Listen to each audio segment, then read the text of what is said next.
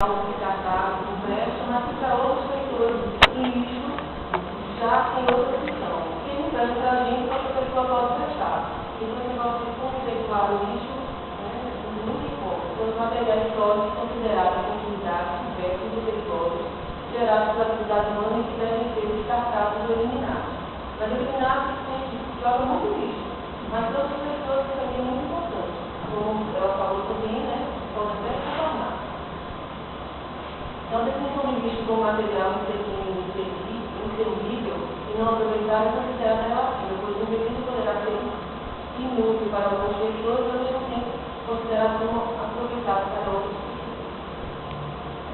Então, o lixo pode ser, como foi falado, doméstico, industrial, comercial, hospitalar e especial, transporte de jardins, construções de animais mortos. De acordo com a composição química, eles podem ser classificados em duas categorias, orgânico e inorgânico.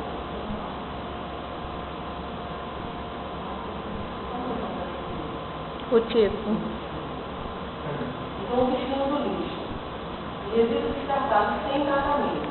Caso o lixo não tenha um tratamento adequado, ele acarretará sérios danos ao meio ambiente. Então, primeiro, a poluição do solo. Alterando